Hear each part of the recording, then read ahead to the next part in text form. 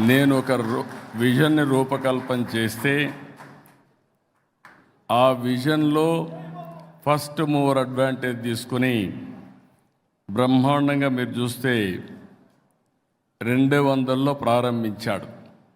నేను 1996-97లో ప్రపంచంలో internet revolution వచ్చింది.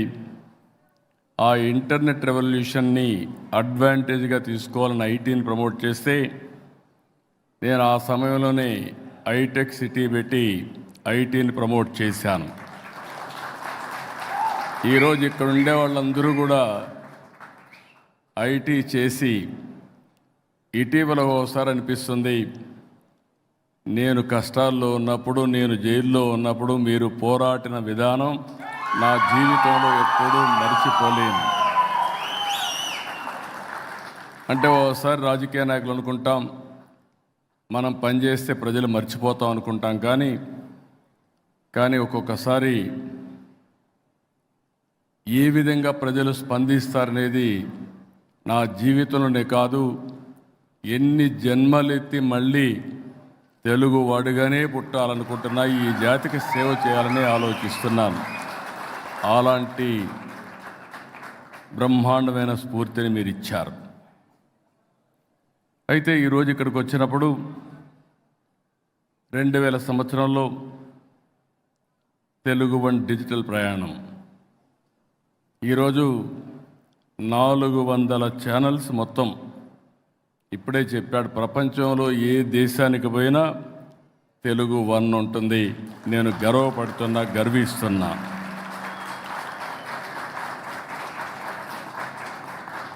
ఈరోజు మనం చూసినప్పుడు రవిశంకర్ యొక్క కృషిని, పట్టుదలని, ప్రతిభని, అన్నింటికంటే ముఖ్యంగా నేను ఒక విజన్ పెట్టుకుంటే నా విజన్కి ప్యారలల్గా ఇంకొక విజన్ తయారు చేసుకొని ఒక పెద్ద ఎంపైర్ తయారు చేసుకున్నాడు. ఆ ఎంపైర్లో ముందుకు పోయే పరిస్థితికి వచ్చారు. ఒకప్పుడు నేను చూసేవాడిని, న్యూస్ పేపర్స్ కూడా వచ్చేటి కాదు గ్రామాల్లో, ఒక్క ఆకాశవాణి ఉండేది. ఆకాశవాణి ద్వారా వార్తలు చెప్పేవాళ్ళు, అది కూడా సాయంత్రం ఒక ఫిక్సెడ్ టైంలో ఒక 10 నిమిషాలు మాత్రం వార్తలు చెప్పేవారు.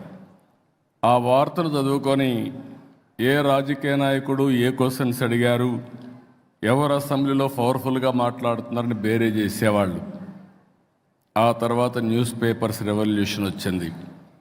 ఒక్క మాటలో చెప్పాలంటే, ఆగస్ట్ క్రైసిస్ వస్తే ఎన్టీ రామారావు గారిని మెజారిటీ ఉన్న అప్రజాస్వామికంగా పదవిని తీసేస్తే ఒక ఈనాడు చూపించిన చొరవ 30 రోజుల్లో మళ్ళీ ఎన్టీ రామారావు గారు ముఖ్యమంత్రిగా ప్రమాణం చేసే పరిస్థితికి వచ్చారు. ఆ తర్వాత మీరు చూస్తే ఎలక్ట్రానిక్ మీడియా వచ్చింది. అప్పుడప్పుడే మెచ్యూరిటీ వచ్చింది. ఎలక్ట్రానిక్ మీడియా వస్తే ఓసారి అనిపిస్తుంది, 2003 అలిపేరు దగ్గర నా మీద తీవ్రవాదులు అటాక్ చేసినప్పుడు ఒక్క జెమినీ టీవీ ఉంది. ఈరోజు చూస్తే ఎన్ని ఛానల్స్ ఉన్నాయో లెక్కేసుకోవాలంటే దానికి గంటల తరబడి లెక్కేసుకునే పరిస్థితికి వచ్చింది. అన్ని ఛానల్స్ వచ్చాయి. ఆ తర్వాత మీరు చూస్తే రవిశంకర్ లాంటి వ్యక్తులు ఇంటర్నెట్ ఆధారంగా తీసుకుని అనేక ఛానల్స్ని ప్రమోట్ చేశారు. ఈరోజు ఒక మాటలో చెప్పాలంటే ప్రతి ఒక్కరూ ఒక ఛానల్ పెట్టుకోవచ్చు, సోషల్ మీడియా ఛానల్. మీకు ఇంటికాడనే కూర్చొని మంచి ఛానల్స్ పెట్టుకుంటే మీరు పాజిటివ్గా, కన్స్ట్రక్టివ్గా న్యూస్ ఇవ్వగలిగితే మీకు కాలక్షేపమే కాకుండా మంచి ఆదాయాన్ని సంపాదించే విధంగా మీరు ముందుకు పోయే పరిస్థితి వస్తూ ఉంది. ఇది వినూత్నమైన మార్పు అని చెప్పి కూడా నేను మీకు తెలియజేస్తున్నా. అయితే ఏదైనా ఈరోజు మీరు చూస్తే రవిశంకర్ గారిని చూసి మనం నేర్చుకోవాల్సింది విజ్ఞానం, వినోదం, ఆరోగ్యం, అదే మరి స్పిరిచువాలిటీ. ఏది చూసినా అందిపుచ్చుకున్నారు. అలాంటి వినూత్నమైన కార్యక్రమాలతో ముందుకు పోతున్నారు.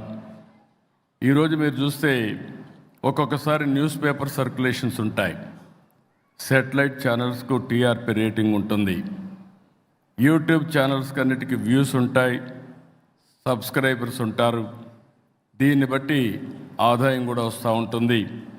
ఈరోజు మీరు చూస్తే వీరిని చూసినప్పుడు 55 బిలియన్ వ్యూస్ వస్తున్నాయి, 120 మిలియన్ సబ్స్క్రైబర్స్ ఉండే ఏకైక ఛానల్ Telugu1.com. ఒక్క ఛానల్లో మీరు చూస్తే 16 లక్షల వీడియోలు అప్లోడ్ చేశారు, 1500కు పైగా సినిమాలు, 2500 షార్ట్ ఫిల్మ్స్, 60,000 పైగా వీడియోలు, వెబ్ సిరీస్, ఇవన్నీ కూడా చేసి తిరుగులేని శక్తిగా Telugu1.com తయారు చేశారు. ఈరోజు మిమ్మల్ని అందరినీ చూసిన తర్వాత నాకు అనిపిస్తుంది, ఇదే సమయంలో పాత రోజులు జ్ఞాపకం వస్తున్నాయి.